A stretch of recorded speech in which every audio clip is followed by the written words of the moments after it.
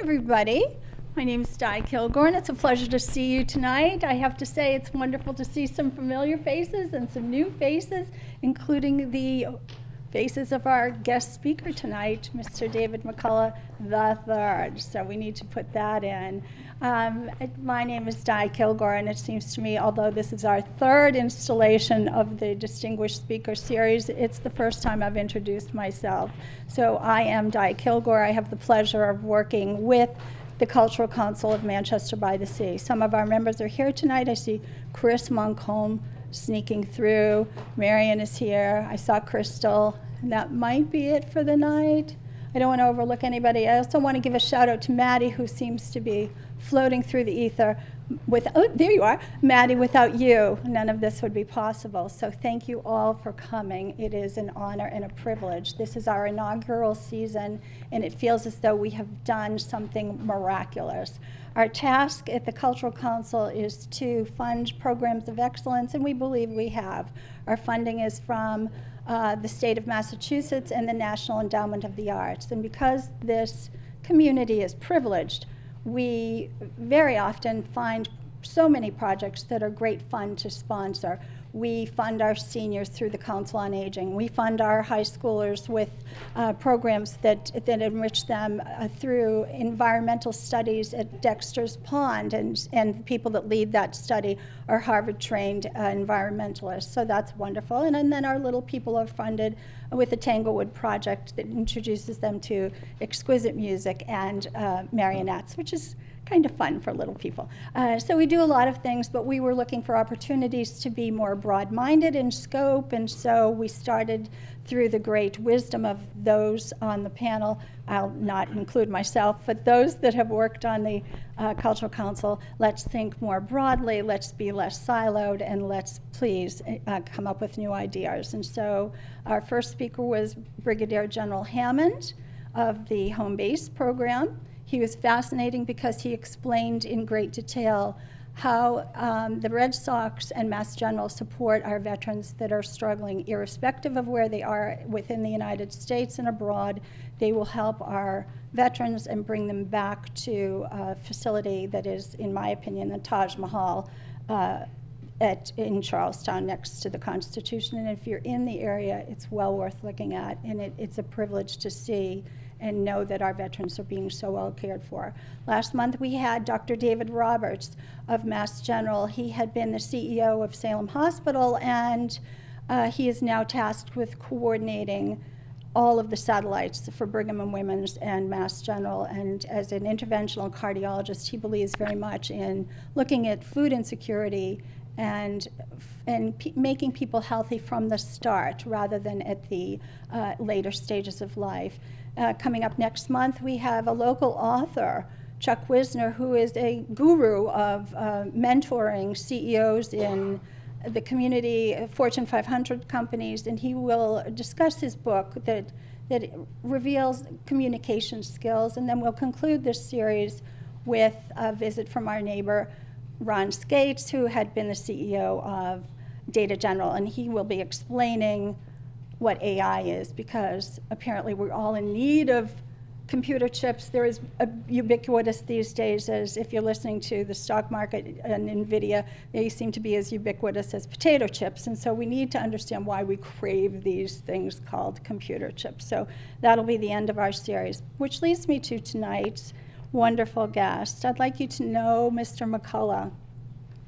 The reason we use this venue is because Manchester was privileged at the beginning of our town. We had a summer resident, Thomas Jefferson Coolidge, and as a family that knows a little bit about history, he was a summer resident here.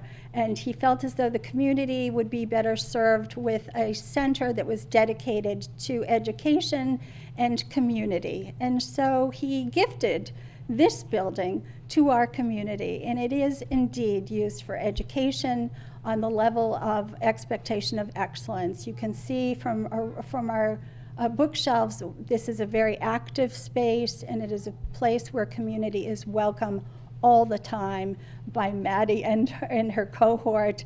It is a wonderful space, and this is where the Cultural Council meets at various times to look at the things that we should fund and to reach out to our community that we adore.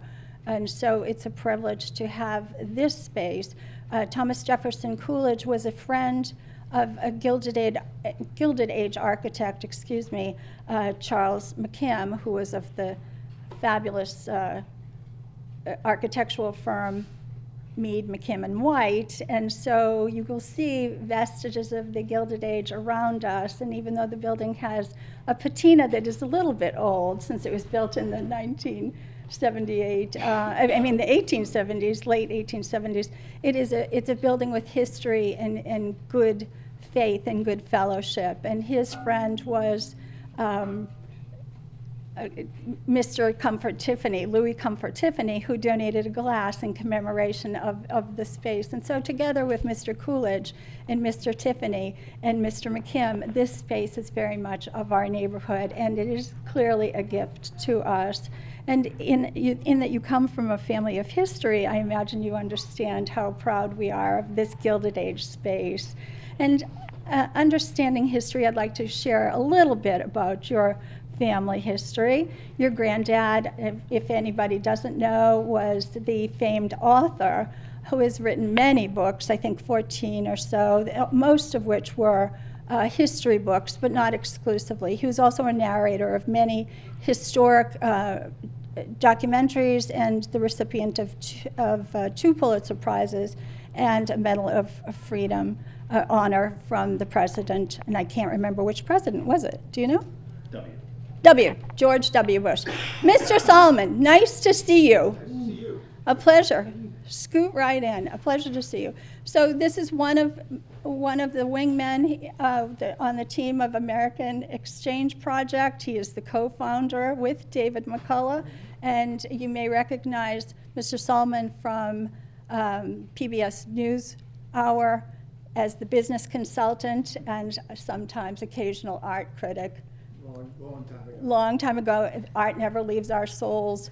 And then the other wingman of the evening is Matt Anderson of Gloucester High School, and he is on the board of directors. But don't let any of this interrupt my role on Mr. McCullough. Mr. McCullough's grandfather, we just finished, is a historian and an author. So very deep roots in the American history, and we appreciate that. And I recommend, if you have not read one of Mr. McCullough's books, it is well worth your time, or if you haven't heard it on audio or watched any of his documentaries, time well spent. And then David's father, also David McCullough, family seems to have a trend historically. David McCullough II is a teacher at Wellesley High School, and he has a reputation as well for being the teacher, the beloved teacher that was welcome to do a commencement address at Wellesley High School. So Wellesley High School is filled with children of promise and well-nurtured. And David's father decided to introduce his commencement speech by telling them, none of you in this room are special. Well, the gasps across Wellesley were heard echoing through the canyons. And the speech is viral. It's on YouTube, and I recommend you spending some time with that because it is charming, and it speaks to the humanity of beginning your life at graduation. So it's very timely at this time of year when we are all getting ready for the next stage of life, including our students. It's timely to know you're not special because we are all beginning, and you will be fine going forward with a sense of good faith and community behind you. Which leads me to the guest of the evening, the distinguished guest of the evening, David McCullough III. He is the founder with Mr. Solomon of American Exchange Project, and it's an organization that is well-researched, well-funded, and wholeheartedly interested in developing the concept and the value of walking a mile in another person's shoes. Not a person that you have a lot in common with, but perhaps better time spent with someone you don't have a lot in common with. So it's an enriching program, and I'll let you explain it far better than I can. But I want to introduce this fine young man, not because of his deep American roots, but because he has some history as being a king, which may, yes, it's you, which may come as a surprise. Research has taught me, some of his friends perhaps, that you'll be hearing about later, that David is a king because There are times when he hears someone in the room has a birthday, and he has the ability to transform into the king of rock and roll, a man from Biloxi, and he morphs into Elvis and has to sing, "Happy birthday, baby." So that's one time when David feels obliged to become a king. And then there's this one other time, there may be more, but I only know two. There's another time that David has an interest in taking very long road trips, which I think he'll explain through the AEP program. And when the road trip begins, he asks his passenger, who probably doesn't know him all that well, "How do you feel about trying a little tenderness?" The person has no idea where we're going with this, and he morphs instantly into the king of soul. He becomes Otis Redding, my man. And so the king introduces himself that way and starts the road trip as the king, not just the CEO, the co-CEO of American Exchange Program. So, King, may I ask you to take the microphone now that our friends know you and welcome you with such deep American roots and noble bearings. I welcome you. I welcome you to the Manchester Cultural Council welcomes you to speak to us and be part of our community. It is a pleasure to have you here, and I look forward to learning more about this wonderful program. Come on up, King. Can we do requests? Yeah. Have you do try a little tenderness? I've never heard this. I was about to say Paul Salmon's never going to let me live that down, and as you can see, he's already never letting me live that one down. Oh no, I can't wait to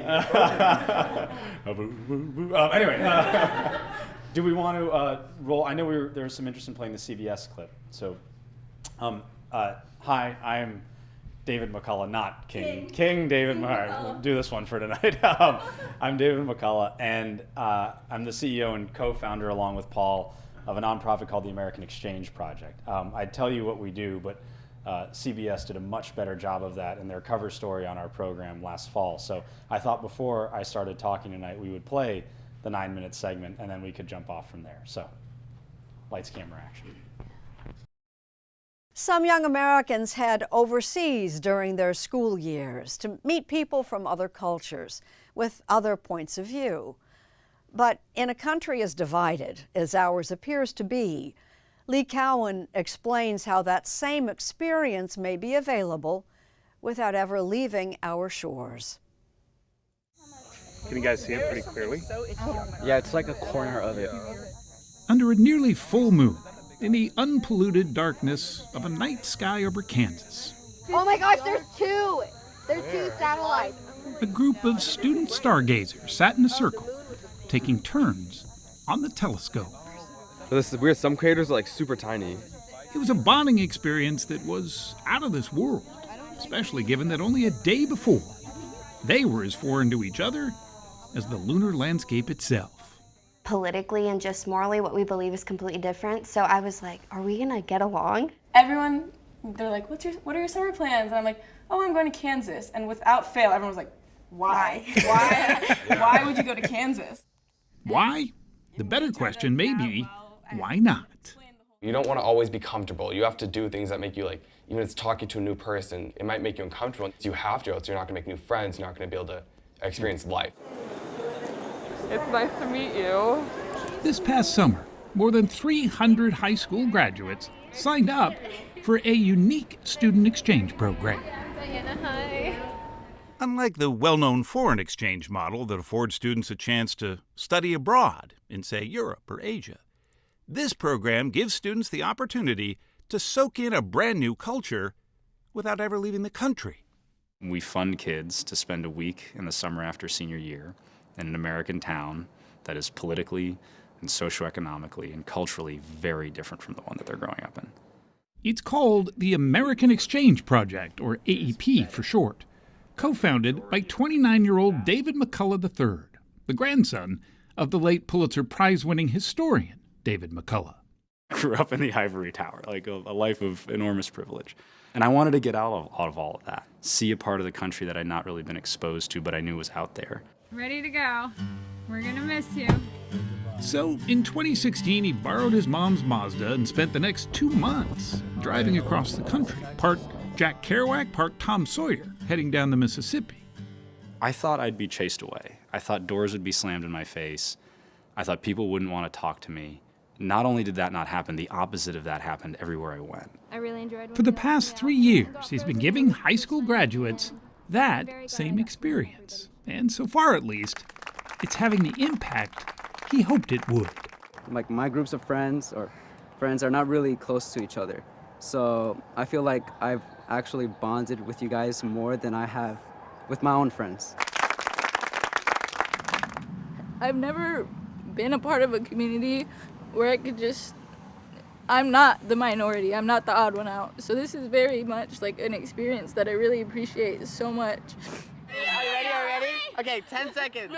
David McCullough hopes to offer the program to 1 million students a year by decade's end, and all free of charge, thanks to big-name donors, including the likes of Steven Spielberg and others.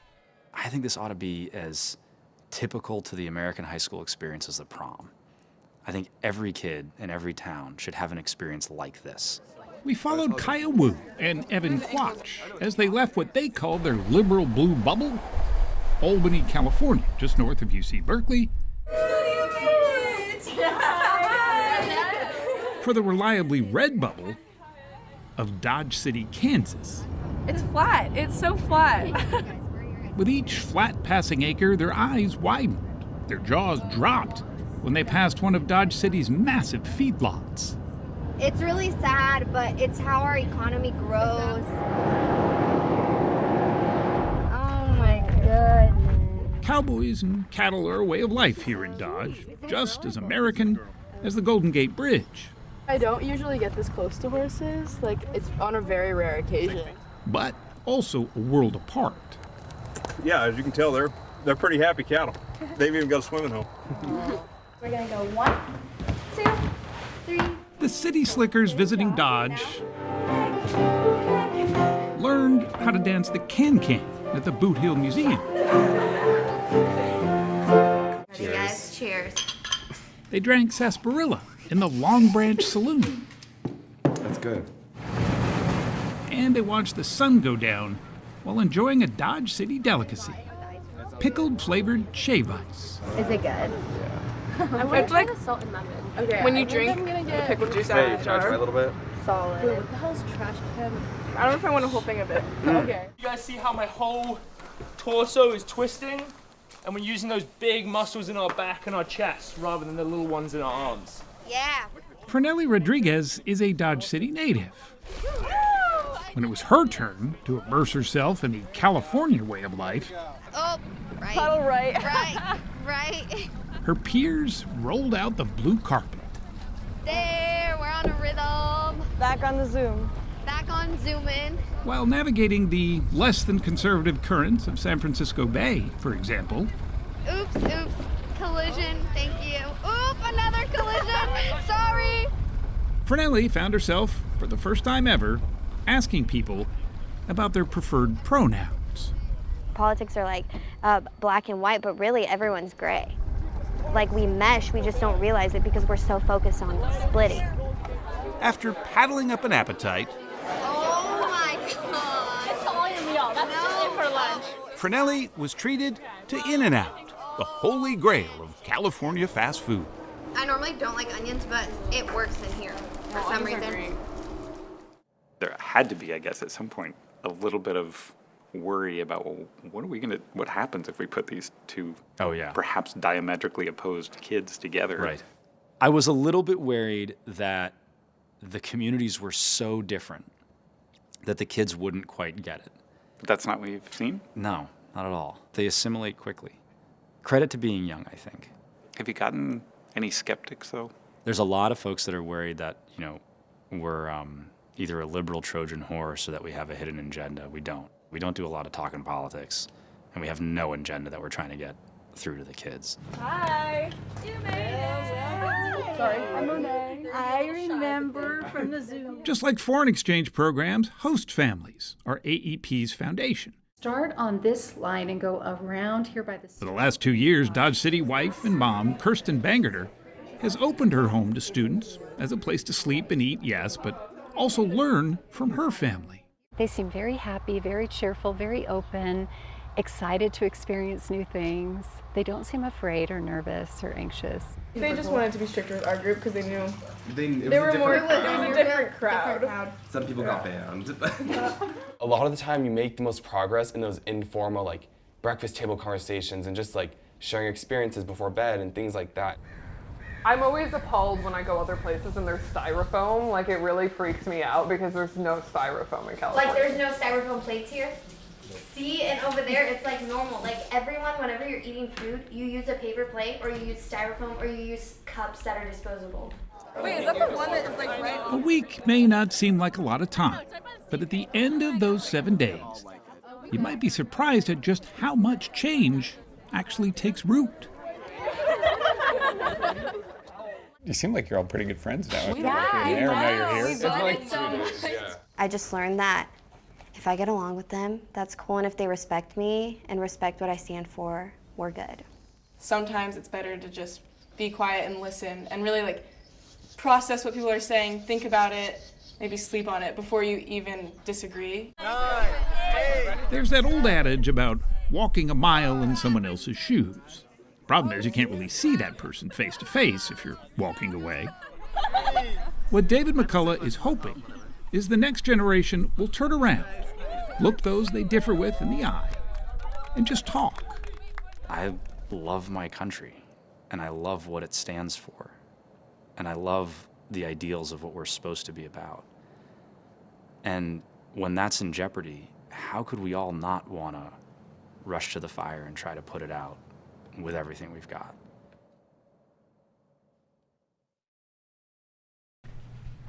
I knew a great deal would change after we'd be on national television. I had no idea how much more wonderful family holidays would be now that my aunts and uncles finally understand what I do for a living after watching the CBS Sunday morning show.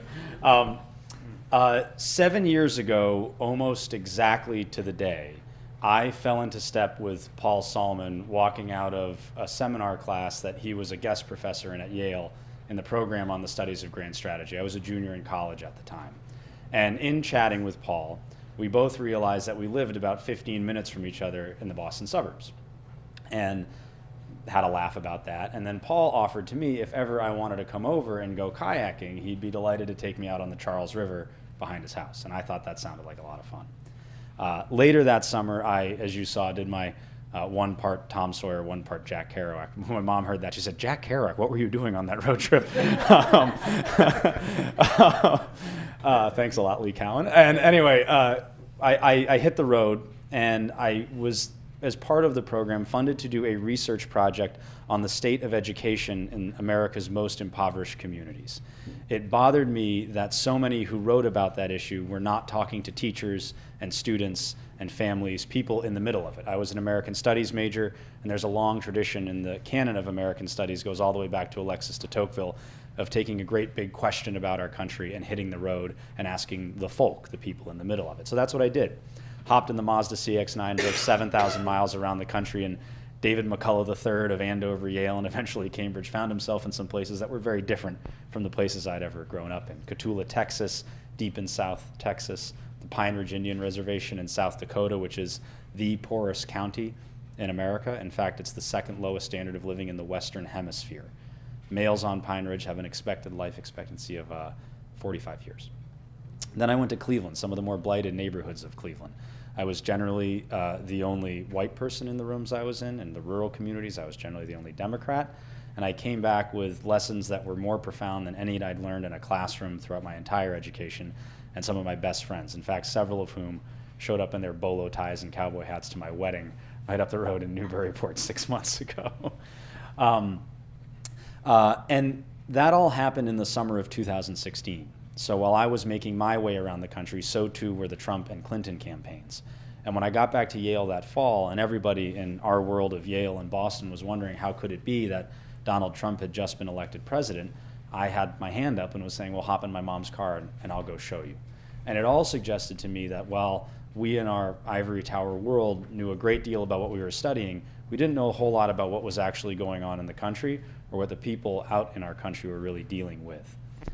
2018 comes along. I'm sitting on my couch after graduate school wondering what to do with my life, wanting very much to turn that road trip into a profession, and remember that Paul, my neighbor and old professor, had offered to go kayaking one day.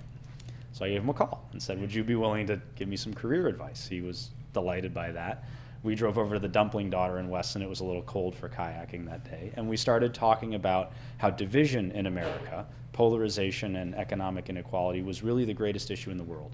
Because so long as our democracy was at odds, and so long as our democratic machine was stalled with disagreement and dysfunction, any issue that we're supposed to be working on, whether it's climate change or reproductive rights, you name it, would never go anywhere, and we would kind of implode within ourselves. And the issue's only gotten worse. 35% of Americans today believe that our country would be better off if people on the other side just died.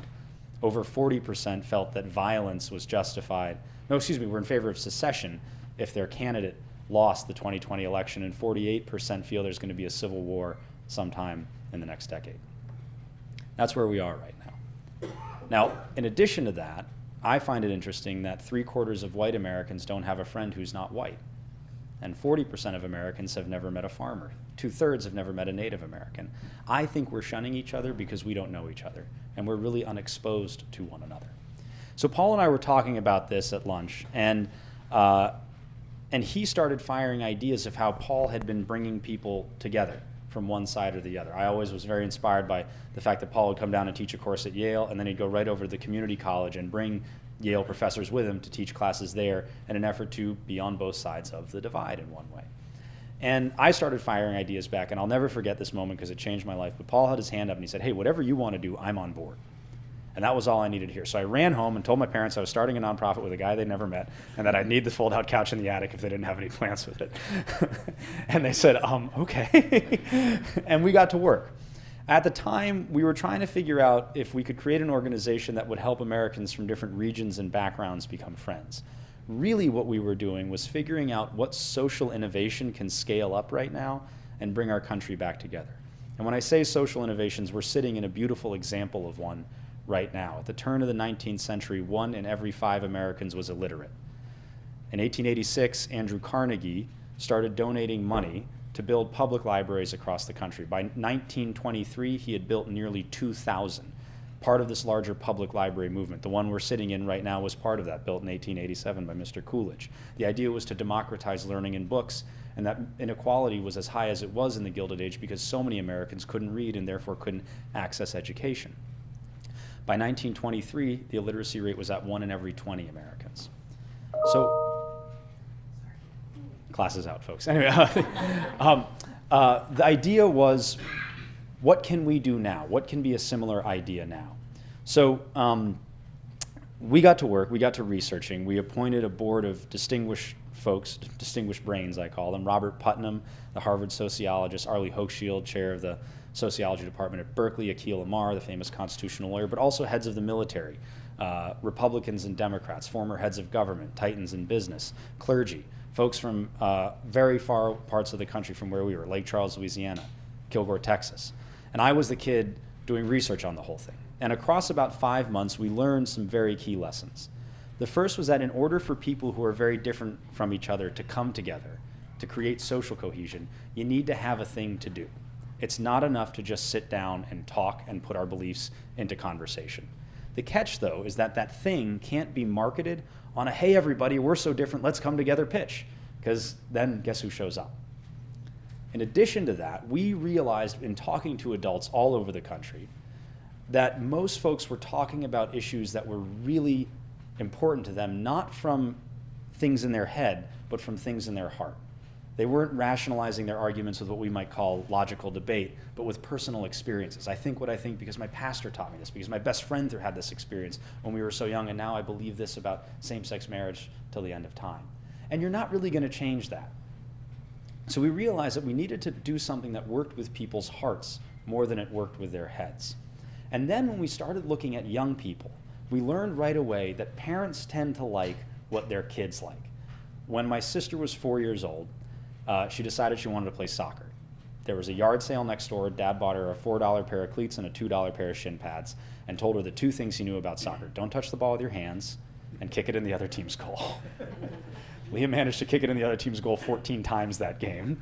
Fast forward 15 years, she's the captain of the Georgetown women's soccer team. It is by far the most popular sport in our family of athletes, and Dad is screaming because that girl from DePaul was just offsides, and that is completely a handball, and the goalie is not allowed to run with the ball that far out of the box. He knew everything.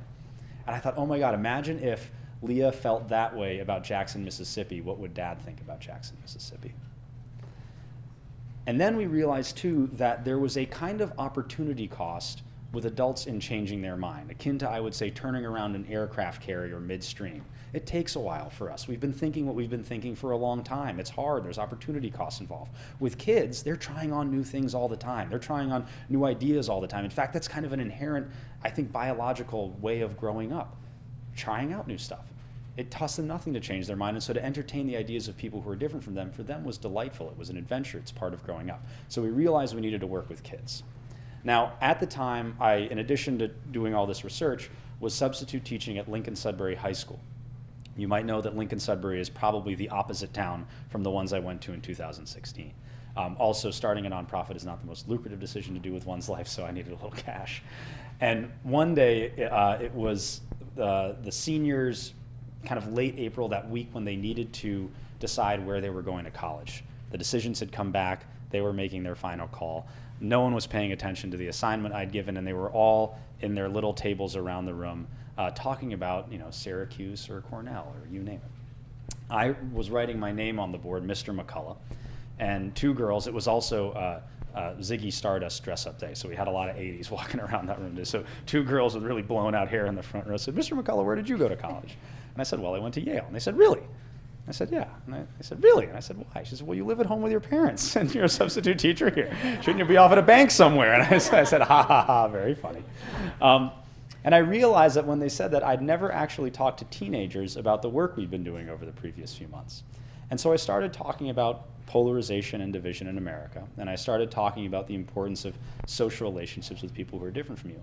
And then I started talking about the communities across the country that Paul and I had been traveling to that year and in the previous years working on this project. Places like Davenport, Iowa, and Lake Charles, Louisiana, Pine Ridge, South Dakota, Cotulla, Texas, Kilgore, Texas. And I noticed that as I was talking about these towns, all the other conversations happening around the room went quiet and they started listening to me. 4 months as a substitute teacher, every grade level, every intellectual level, that had not happened. Matt, the teacher, is laughing here right now. That is an extraordinary aha moment when they stop and listen to you. And I thought, okay, what if I asked kids from Sudbury the same question I asked kids in some of the most rural, red, poor, downtown urban places in the country, places very different from Sudbury. And so I asked them one of my questions from that summer: what's your least favorite thing about where you're growing up?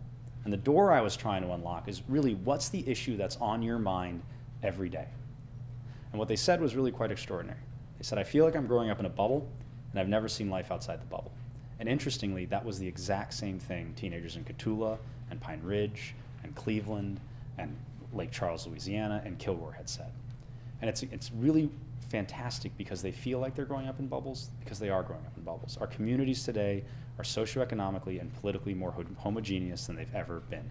84% of Americans live in a landslide county. That means that the election is decided in the primary. Interestingly, too, only 8% of Americans vote in primaries, so really, in some ways, 8% of the country is determining who gets elected right now. So we thought, what if you went and lived in a different bubble for a while? And then we went back and researched where exchange programs came from, and the history validated this idea. The American Field Service, and during World War I, was a volunteer ambulance corps that Americans could go take part in while we weren't yet in the war effort. Ernest Hemingway, Farewell to Arms. He probably was part of AFS when he was over there volunteering as an ambulance driver. And they noticed during their work that young people from different nations were becoming great friends while they served together. And there was a huge concern after World War II that there would be so much social animosity between these warring countries because your dad killed my uncle. I don't want to get along with Germans. That the pieces they were trying to broker would never go anywhere. And so in 1946, the American Field Service sent 40 Germans to high school in America and 40 Americans to high school in Germany. And across the next 5 years, the State Department poured millions and millions of dollars of funding into foreign exchange programs. The Fulbright program, you may have heard of it, International Cultural Youth Exchange. The American Field Service blew up. It is now one of the largest exchange programs in the world. And what that did was it took the notion of study abroad from something that was enormously elite and really democratized it. I spoke at Emmanuel College on Monday, and I said, show of hands, who here has studied abroad? A third of the hands in the room went up. And I said, better yet, who here has been to another country? These are 19 and 20-year-olds. Every single hand in the room went up. Before World War II, that would not have happened. And we thought, well, why not do the same thing right here in America? We also had this idea on the eve of the pandemic. Try being the guys who start the traveling program in 2019. Good timing. Into dry dock we went, which was needed because we needed a lot of time in the laboratory to figure out how to design this thing. And it turns out there are lots of do's and lots of don'ts when bringing really diverse Americans together. In 2021, we sent 20 students from Wellesley, Massachusetts and Palo Alto, California to Lake Charles, Louisiana and Kilgore, Texas. And we sent another batch of students from Lake Charles and Kilgore to Wellesley and Palo Alto. The litmus test was, will they hate each other or love each other? And will they look around and think, oh, what a dump? Or will they think, oh God, look at these uppity people with their Teslas and their street signs? Or will they say, we can get along, we can become friends? Happily, it went beautifully. And the friendships are still strong to this day. The next year, we hired local teachers in high schools across the country. Here sits Matt. We found that this movement really needs to be built on the backs of the local beloved high school teacher. I think they are the heroes in our society. I think they are the linchpins in our society. And they are certainly the people in every American town that folks trust the most. And trust for us is paramount. So we hired 32 teachers in 23 states across the country. We sent over 100 kids on exchanges. Last year, we sent 300. This year, we're getting ready to send almost 600 students from 63 high schools in 34 states on trips around the country. We've learned an awful lot in that time. Last year, we partnered with a Harvard psychologist named Julia Minson. She's at the Kennedy School. And we studied the program, and we did a sort of psychological evaluation on the kids before and after they left. Interestingly, we found that students, after the trips, felt that people who disagreed with them were more moral, thoughtful, and kind than when they left. People who agreed with them, however, they felt were less moral, thoughtful, and kind when they left, surprisingly. Taken together, though, we realized that students treat people as individuals and not as a part of a stereotype or as sort of defined by prejudice. That you are who you are because you have your own set of lived experiences and you think what you think for those reasons too, and I should get to know you before I judge you. Think of how that changes how we interact with people who are very different from us and who disagree with us. Now, we're also worried that because kids are so unexposed to people who are different from them, they might not want to interact with such folks. So we tested 10 different emotional areas on how likely they are to interact with people who disagree with you. After trips, the relaxed, cheerful, and enthusiastic went up significantly. We then tested statement areas around civics. 2 statement areas shot up after the trips. I'm optimistic for the future of America, and I have faith in my fellow Americans. And on average, students made 3 new friends after the AEP trips, and over 90% made a significant friendship. The anecdotes run the gamut. 2 of my favorite are ZJ Schwartz from San Francisco. ZJ grew up in Albany, California. You saw it there in the segment. We sent him to Flandreau, South Dakota, a tiny town due north, 2,000 people. After his trip, ZJ had a ball. He matriculated to an elite culinary school on the Hudson River outside New York City. Part of the school's program is that after your freshman year, you need to work as a line cook in a restaurant. Because it's such a fantastic school, kids get gobbled up by some of the top restaurants in the world. Off they go to London, Paris, New York, LA. ZJ said no thanks to all that and went right back to Sioux Falls, South Dakota. And he just told me, after I said this on the Andrew Yang podcast 2 weeks ago, that he's actually probably going to go back again this summer. Harder story, we had a student named Matthew who grew up in a very rough neighborhood of Stamford, Connecticut. So rough that his mother wouldn't let him out of the house after 7 o'clock at night. Needless to say, out of a need to be safe, Matthew had a very sheltered upbringing. We put Matthew on his first airplane ride. In fact, every year about 25 to 33% of our kids have never been on an airplane. Matthew's one. We sent Matthew to Kilgore, Texas. And when he was in Kilgore, he was thousands of miles, literally and metaphorically, away from his home. And he was able to exercise parts of himself that he had not yet exercised before. In short, Matthew became a cowboy. One of our donors every year takes kids to the local cowboy outfitter. And I don't mean like you're buy your Nashville cowboy hat, go to the party cowboy. I mean a real cowboy outfitter. Brings the kids in and says, get whatever you want. Matthew got buckles and boots and a hat and a jacket and everything. The next day, they went off to work on a ranch. They were giving medicine to cattle. And all the students, because it was going to be a 100-degree day there in rural Texas, wore sneakers and shorts and T-shirts. Matthew showed up in Lone Ranger Matthew outfit. And at first he was very sheepish. He'd never seen a cow before. And shockingly, 54% of young Americans have never seen a cow before. And with a little encouragement from the rancher, a man named Reese Nichols, Matthew, by the end of the day, was up on the gate. He had the prod in the back of his hand. He was slapping the cows. He was going, yeah, yeah. And he was giving them medicine. He became somebody else. Fast forward 6 months, and Matthew's in the hospital dealing with some very difficult mental health issues. And instead of talking to a therapist, Matthew said, I'd like to call Reese in Kilgore, Texas, who had been mentoring him on phone calls every week, helping Matthew complete that side of himself that he was able to exercise in Kilgore that he had a hard time doing back in Stanford. We got into this to bring the country back together again because we felt it was very politically divided. I had not imagined what we would do for the development of the students who take part. And I believe that learning to connect with people who are different from you, learning to see the gray area between issues that are very rarely black and white, are not just valuable civic qualities, they're valuable human qualities. And with the way we're raising our children today, and please keep in mind that today's high school seniors were 9 and 10 years old in 2016. So this way of politics, this way of talking politics, this culture of political and civic life is all they've ever known. They're really deprived of that. That muscle, those muscles that I talked about that cultivate those skills are massively unexercised.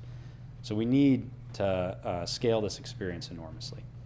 I'm speaking here today at a fun time at AEP. 2 weeks ago, our students walked into their beloved exchange managers' classrooms and found out where they were going. And I want to play for you a video right now that captures all around the country what that looked like.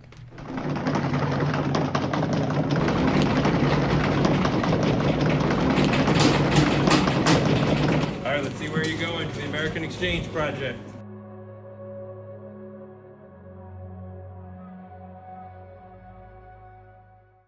This is Anchorage. Hello. The American Exchange Project. So you're going to go to this particular state at some point this summer. So when you hear your name, come on down. I'll announce where you're going to be at. All right, come on down to Nyla.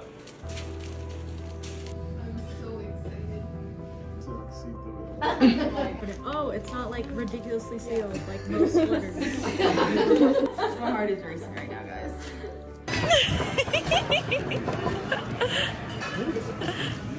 I'm going to Los Angeles! New Hampshire! Yeah! Portland, Maine! Oh my god! I'm going to Las Vegas, Nevada! Oh my god! Oh! Albany! No way! Gettysburg, Pennsylvania. Kilgore, Texas. Woo! Congratulations, you're going to Clearmont, Florida. I'm flying to Ennis, Montana. Nashville! Nashville! That's awesome! Phoenix, Arizona. Yeah. I'm going to Cleveland, Ohio. Woo! Florida. Oh my god! Montana. Alaska! I'm going to Colorado. Bro! Where are you going? Utah. Hey, I'm going to Maine. Is that California?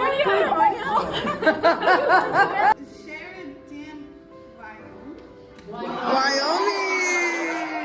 Meridian, Idaho. Idaho. Potato! New Mexico. Awesome! I'm going to New York. Oh my god! We're going to the same place at the same time? Wait! Yeah? Are you Yeah. We're excited to travel! Travel with AEP.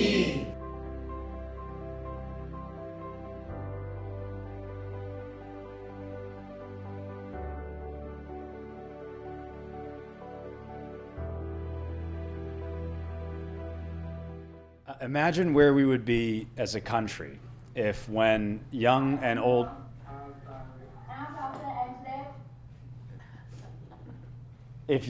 people alike, when they heard the word Democrat or Republican, rich, poor, urban, rural, didn't think of something they saw on television or particularly caustic on social media or something that maybe your wacky uncle said at Thanksgiving, but thought of a night under the stars around the campfire with a new friend, or of a kid eating a plate of scrambled eggs you just made before their big exciting day in your hometown. That's our goal.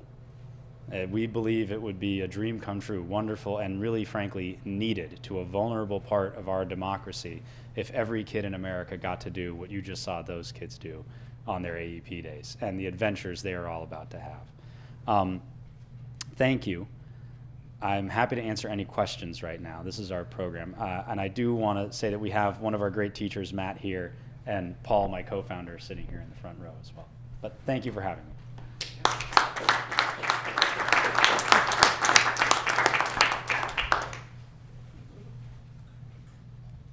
AEP Day is wonderful. The emotion is incredible. Could you talk about it? I've actually never been there for one. The bane of my existence is that I don't get to work with the kids anymore. So. Why don't you come up and tell people? Oh, I don't. Yeah, no, just because you got the mic and okay. Make well, it easier. I mean, it's. Here, give him the mic. Well, but they're recording it, so. Oh, okay. All right, great, beautiful. We just had AEP Day on March 1st in Gloucester and all across the country. And I just wanted to say, from my perspective, the emotion is really incredible. It's full of a lot of nerves, right? Because something that's incredible, I think, when these kids sign up to travel, this year they had no choice in where they were going, right? And so that takes a lot of courage, I think, to sign up for something like that. Of course, they want the adventure, right? And they're going to have a great time, but there's nerves, right? So there's some anxiety. And it's also a little bit awkward, right, to bring a group in like this, and everybody's nervous, but they don't want to be nervous, right? And when you start revealing where they're going, there's a lot of joy, right? And it's just a great experience. Yeah, that's all I wanted to say. Is that it really is a great day. I have a question, which is in Gloucester, how many? Did you do it just with the kids who were going, or in a larger setting? Well, it was. We had a little bit of extra people around. Yeah, so I know some schools have really taken it to a nice level where they make it part of a school assembly or a pep rally.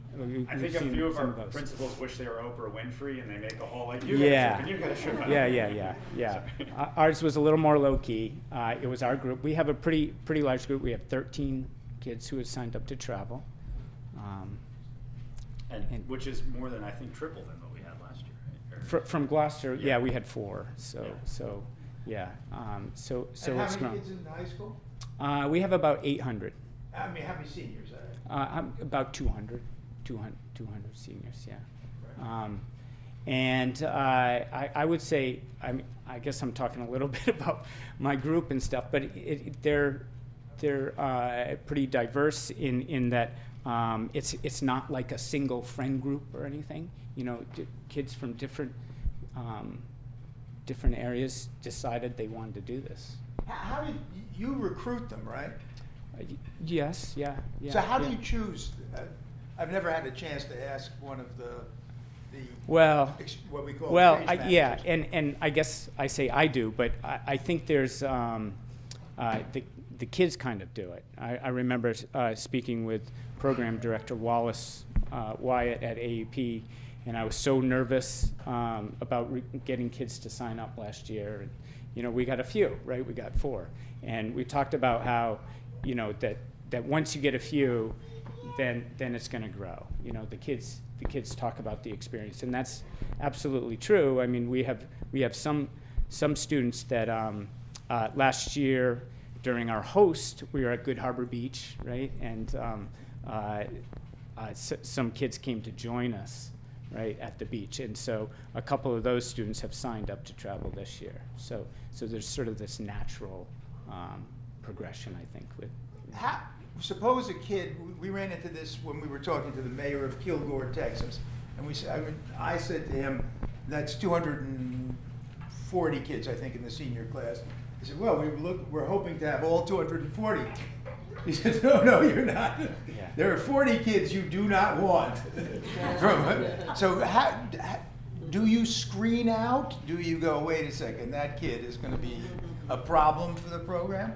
I have not. I haven't felt it's necessary.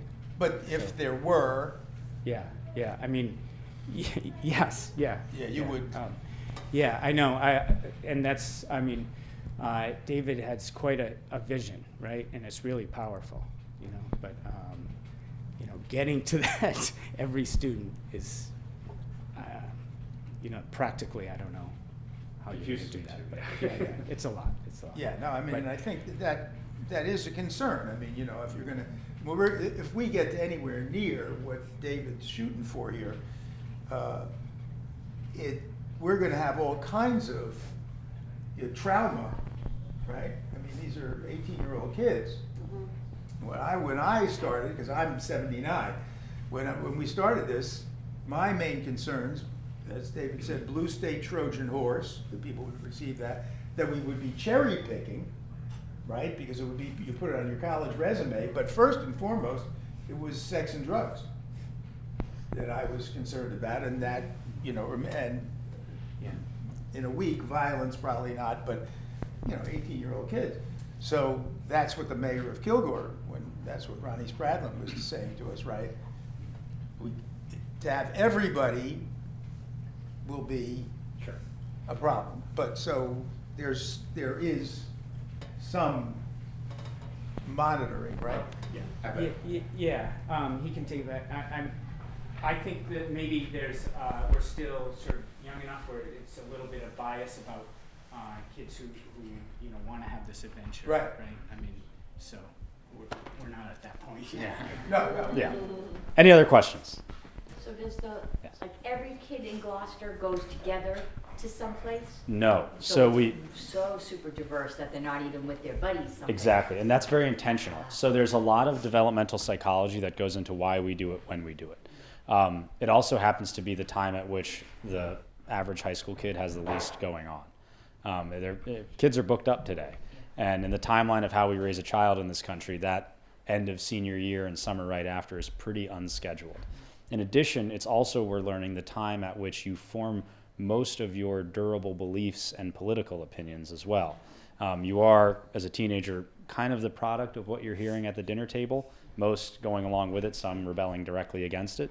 And then you land in another group. And at that stage in your life, you're so focused on identity construction and fitting in and connecting with people socially that you kind of acclimate to whatever group you land in after you get home. So we're trying to catch them after they've left the nest, but before they've landed with the group, and introduce a little diversity that they're not going to have otherwise. And we found that if you do one-to-one exchanges, for one thing, it's hard to scale because the population disparities between the Bronx, where we are, and Riggins, Idaho, where we are enormous.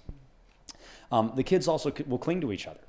And when they cling to each other, they can frankly get a little snarky and get a little othery because, I am not required to confront the thing that makes me uncomfortable. So I'm going to validate my kind of frankly laziness by criticizing the thing that makes me uncomfortable, criticizing the thing I don't want to do. But if you're in the need to dive in to survive, literally in Gloucester, we take them jumping off cliffs into quarries. That was a blast. I made sure to be there for that day last year. Then they bond very quickly. And we focus grouped some of our kids in the last 2 years, and we found that the most felt they made a friend within 12 to 24 hours of arriving. And I felt that was out of necessity. And I also think, and it struck me at my wedding and all the weddings I've been going to, one makes a lot of their best friends for life between about the ages of 16 and 22. And I think it's no coincidence that physiologically the brain is then done developing at 25. And there's something, and we're learning more with the psychologists we're working with at Harvard and now Berkeley, about what's going on in the brain at that time. And so this is a really ripe time to do a program that is fundamentally about adventure and trying new things and making friends. And so we send kids in different groups. So the kids from Gloucester will be going all to different towns, and they'll be there with a group. And those kids will be from California and Florida and Seattle. And so the kids really get 3 experiences with AEP, because it's 1 week of travel, but it's also 1 week of hanging out with kids in your own town. So they'll meet kids from all over the country that they travel with to their community, and that come to their own hometown. And they'll also get to know kids really well in the town that they're from. So they'll meet a lot of kids from Kilgore, Texas, Muskogee, Oklahoma. They'll get to know that town well, and they'll get to know their own hometown well. One thing that's really struck me in working with kids for the last few years is how little they know about where they're growing up. And AEP, I think, exposes them to a lot that they wouldn't otherwise see. Because you'll have to host these other kids. Yeah, keep them entertained. Yes, we don't physically make them host kids in their home, because that would be a barrier to entry for a lot of our poorest students, especially. But we do require that they hang out. So they sign their name to being there for 50% of the events and activities, and it's an important kind of trust building activity.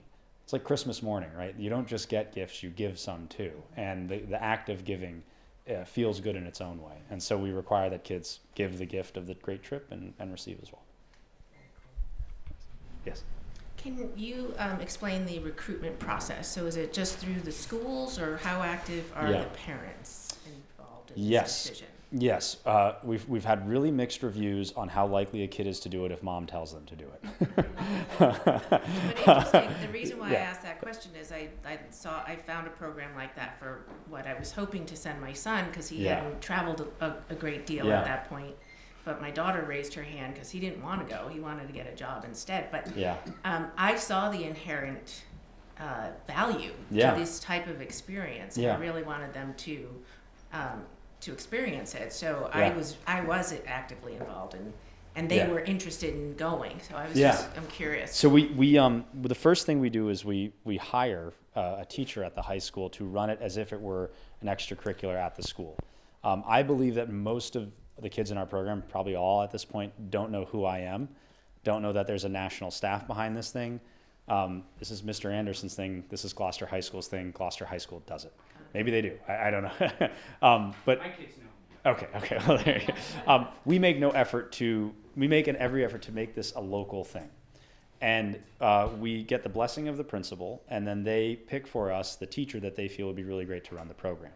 That teacher then kind of recruits kids in their own way, and the guidance we put on it is to really push the program with the kids you feel need it the most, but really just put it out there. And we've budgeted for X number of kids this year because we have to go raise money. We're a fully philanthropically funded organization for now.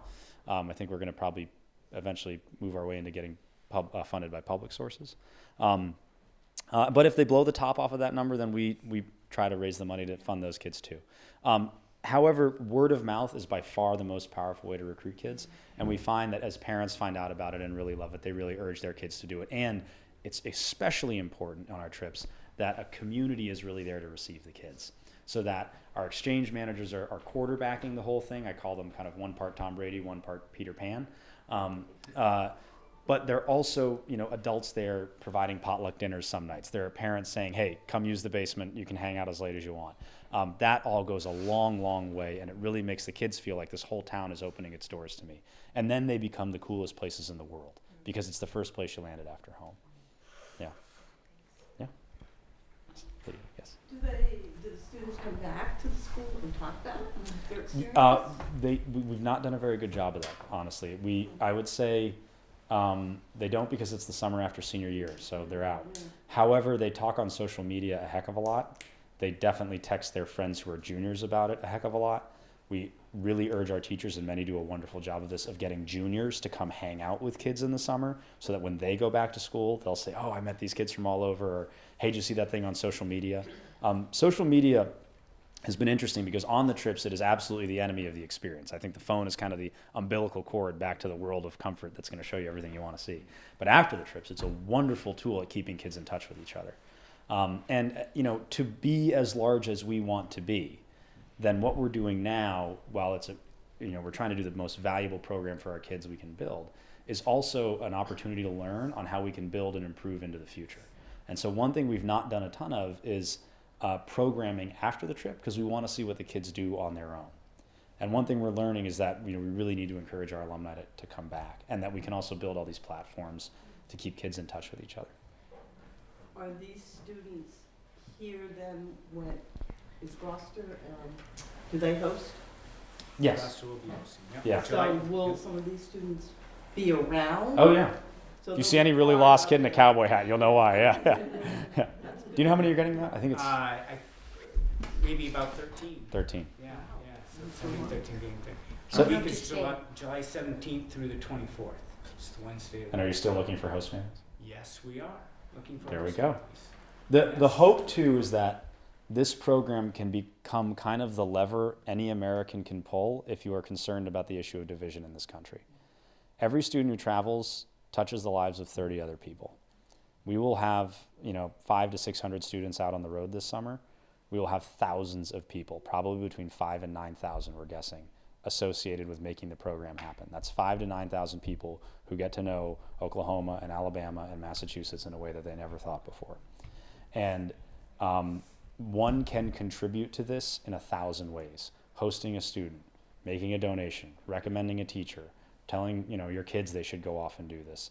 I do want to make this kind of like the civic act that any American can do. And it's the whole thing, frankly, is centered on fun and built on the understanding that the vast majority of Americans are really good people who under the right circumstances will undoubtedly get along with each other. And all AEP is trying to do really is create the right circumstances. I want to add one thing to that, which is one thing you can all do is on our website, which is just American Exchange Project, or AmericanExchangeProject.org is the actual URL. Send it to people you know. Share it with as many people as possible, because we obviously are going to try to make ourselves available to everybody in the country, and they've got to know about it for that to be able to happen. And the CBS piece is linked at the bottom of the webpage, as are other videos like the second one you saw. Yep. David or Paul, could you explain briefly the funding concept? Yeah. I don't have that in my mind. So how does this work? A lot of travel for me, I think. We're a fully philanthropically funded organization. We've received donations from people like Steven Spielberg, and we've received a donation for $25 from a long-haul truck driver who's spent her life traveling America and just loved what we did after they watched the CBS piece. Right now, so it's entirely philanthropy at the moment. We raise money every year against what the annual budget is, and we calculate the budget based on the staff we need to hire to grow and the students we want to send in the program. We went from 100 to 300 in 1 year. This year we went from 300 to over 600 students. I think we'll end up having between 500 and 600 travel because some students drop. And the kicker for this year is that we added no new high schools. In other words, what Matt has experienced with tripling his numbers at his school is the experience that almost all of our schools have had this year. And we've done really no more advertising than we did last year. So the word of mouth is really powerful.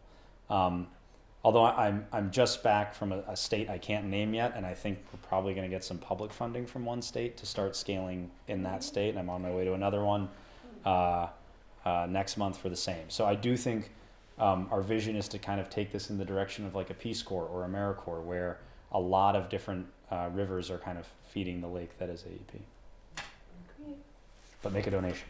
Yeah. Well, do you want to talk about what happened in Hillsborough the other day, or the conversation we had this afternoon about MIT? Yes. Why don't we have Paul come up? Everyone wants to see you. You want to see me? Sure. You don't see me enough? There are a lot of big deals here at the table. So one thing we've been trying to do is have like salons, or so information session / fundraiser. And a couple that we tried, one in Kilgore, Texas, didn't work. We couldn't get enough people. Of course, Kilgore, Texas only has 14,000 people anyway, and 65 churches. Then trying to do one in the Boston area, didn't quite know what we're doing. We're now planning that for the fall. Did one, 4 weeks ago, in Hillsborough, California, near Palo Alto, where, how many kids from Palo Alto this year? Oh, close to 50. Close to 50. So this, you're talking about the scaling up within communities. And at Hillsborough, how many people showed up at that? Close to 50. And not kids, grown-ups. And so there, the idea was to spread the awareness and try to raise people, get people interested enough to try to support it. That's a wealthy community, obviously, and their kids are already going to these places. And our notion is that there'll be public money and that local communities will, in fact, support their kids, and that's how we can scale it. So one thought is to figure out how on the North Shore, for example, in Manchester by the Sea or Beverly or Gloucester or Rockport, where our kids went, ran into a group the first year on Bearskin Neck, just by chance. Then, you know, so that it would be locally supported there. I'll tell you one story about that. So I happened to be on Bearskin Neck. I was calling David. David said, well, the kids are on Bearskin Neck. It's unbelievable. So we go, and it was a group of kids. One was from the Bronx. One was from Sioux Falls, South Dakota. And there were other kids from the middle of the country. There were about 6 kids or 7 kids. And I had not met any group before. This was 2 years ago. I said, and they had just come the day before. I said, so are you freaked out? Light-skinned, a girl from, African-American girl from South Dakota said, oh, totally. I'm totally freaked out. I said, well, what struck you about this? She said, well, there's so many people here. So then I turned to the kid from the Bronx, also African-American. I said, what about you? He said, so quiet. I asked that same kid what he thought before he got here. He said, well, I never thought there'd be people. I said, what did you mean? I thought the world was New York, and then there were some cities in Connecticut, and the rest was just trees. I think we all are like that. We all kind of have our lives like that New Yorker cartoon, right? Where there's our world is our town, and there's a little Eiffel Tower around the back end, and that's kind of everything. Yes? You quoted some pretty impressive participation numbers. What is your average per capita expense per student? The marginal cost per kid is $2,000, and most of that is the flight, about half. Although the cost of the organization fluctuates year to year because we're hiring more than just what we need merely to run the program. Although we're running into that every year. Last June we hired the former Chief Operations Officer of the Marine Corps Special Operations Command. Talk about the trains running on time. Michael Wolonsky can certainly do that. And to grow to the level we need to grow, we feel we want to hire a team of exceptional people to now figure out how do you create an operational model on all this that is both sustainable with the level of quality we've had to date, but scalable to really where we want this thing to go. Yeah, you're welcome. One last question. You mentioned, a Peace Corps kind of thing. Yeah. There's no service aspect to this. There is actually. Is there? Yes. So we I believe deeply in service, and I believe that service is another great idea that can bring a divided country together. And I feel AEP can be a wonderful complement to a lot of the service efforts that we're actually involved in. In fact, cone of silence. We may or may not be working with AmeriCorps to do a exchange during your year of service with AmeriCorps. So go serve in another community for a week. We do we do a day of service with all of our trips, and our teachers really plan the itinerary, but we create sort of guidelines and guideposts that we know will make a quality experience and make it an AEP experience. I think it's especially helpful for our first year teachers who get tempted to kind of do the tourist thing, and we want to balance some local and some deeper pieces. So we do a day of service on all our trips. Last year our kids packed 7,000 meals in one day at the Arkansas Food Bank. Now, we're not solving the world's problems in one day of service with a bunch of 18-year-olds, but the idea is that if what they're serving on, and we make this explicit, is a particularly acute local issue, it's then going to prompt conversation about that issue that we feel is going to be really sticky. And so, you know, what's it like for a kid in Massachusetts to build a home in Lake Charles, Louisiana that's been destroyed by a hurricane? And then think about, why do people remain in a place that gets hit by a hurricane every other year? Well, they've lived here their whole lives. How does that happen? Wellesley, Massachusetts, my parents moved the second the last kid graduates. Down to the Cape they go. And so the conversations that are prompted after that day of service are not really what we're after, but a key part of it. And what a great way, too, to expose kids to the issues of the country and the impact they can have on them. Put a face to some of the Yeah. issues. Yeah, I had a conversation with a former head of AmeriCorps about this, who's now one of our close advisors. And he said, what I love about what you're doing is I want every kid in America to do a year of service, but there aren't 1 million kids in America right now who would do it. And he said, what I love about your doing is that there are 1 million kids in America right now who take a free trip for a week. And so our feeling is that you got to meet them where they are. And that we really got to engage kids, especially now. My dad's been a high school teacher for 38 years. And the biggest change he's said is apathy, and how quick they are to welcome any distraction that arrives. And he says the most striking story, he teaches down at Wellesley High School. And Wellesley has a great policy where they randomly assign your homeroom. So every day, and you keep that homeroom for 4 years. So every day from your first day of freshman year to the day before you graduate, for 10 minutes at the beginning of the day, you get together with a bunch of kids that you're probably not friends with. And it meshes the cliques that inevitably happen socially at the school. My dad said, when he first got there, all the kids would talk and they'd get to know each other and they'd make new friends. Now they sit there on their phones. So it's really important to find ways to engage kids, get them out, get them socializing. We're starting to do more research on how the program can benefit mental health as well. And it seems like there's a lot there. We're way over time, but I'm happy to hang out. Yeah. Thank you. Thank you for having me. Yeah.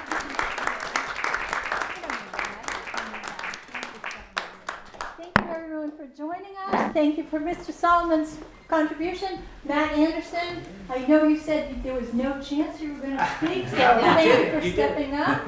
No, you did it, and thank all of you for being here. Maddie, wherever you are, thank you. You changed corners on me, I'm disoriented. Thank you so much for sponsoring us. The Cultural Council is a council without a home, and you make us feel very welcome here. And Mr. McCullough, thank you. You are both the roots of our culture and the branches that we look forward to embracing. Thank you so much. We look forward to hearing great things from AEP and you, and listen to your wife. My best advice. I'm the king. The king is done. Thank you so much. Thank you, everyone. Thank you.